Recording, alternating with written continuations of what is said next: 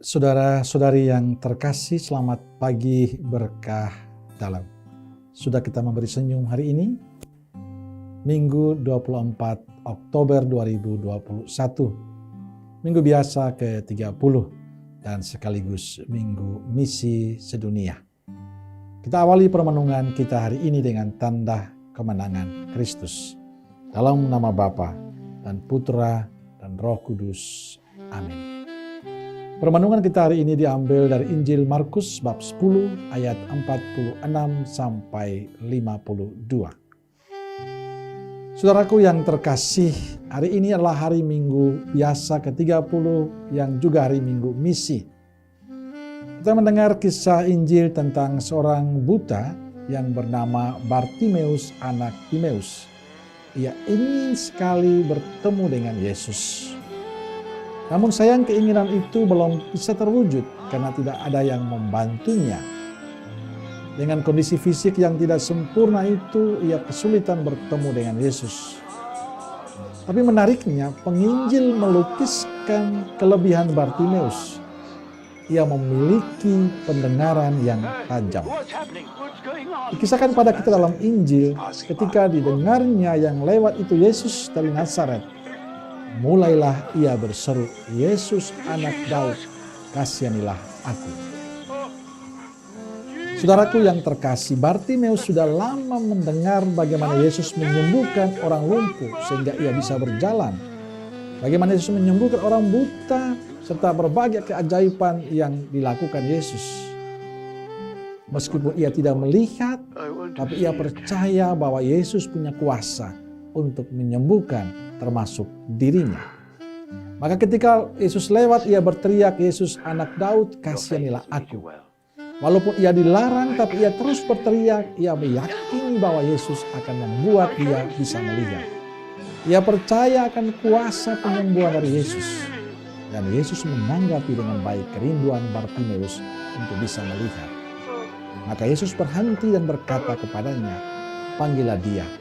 Dan selanjutnya Yesus menyembuhkan Bartimeus. Ia bisa melihat dan mengikuti Yesus. Bartimeus akhirnya bisa melihat dan menjadi murid Yesus yang setia. Saudaraku yang terkasih, kisah Bartimeus memberikan pesan indah bagi kita. Bartimeus seorang yang buta secara jasmani. Ia buta secara fisik, tapi ia tidak buta secara rohani. Mata rohaninya jelas terbuka. Ia dapat melihat Yesus sebagai Mesias yang berkuasa. Ia meyakini Yesus dapat menyembuhkan dirinya, maka dia terus berteriak. Kisah Bartimeus adalah kisah yang menarik. Dia buta mata fisiknya, tapi mata hati tidak buta. Ia bisa melihat, bisa merasakan kehadiran Yesus. Kemampuan Bartimeus merasakan kehadiran Tuhan menjadi sebuah tamparan bagi kita yang memiliki mata yang normal. Kita yang sehat secara jasmani, namun kita kadang buta hati akan kebaikan dan berkat dari Tuhan.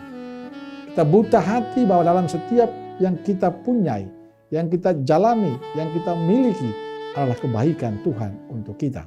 Tapi kita selalu mengatakan, ini semua karena aku, karena saya. Kita kurang percaya pada kuasa Kristus. Kita juga buta hati akan kesulitan sesama kita yang lain. Saudara yang terkasih, Allah telah memberikan semua yang kita butuhkan dalam hidup. Kita diberikan kesehatan, diberikan fisik yang baik, diberikan berkat, diberi keluarga yang mencintai, diberikan banyak hal dalam kehidupan kita. Tapi apakah dalam semua kebaikan Tuhan itu kita bisa melihat cinta Tuhan yang luar biasa untuk kehidupan kita?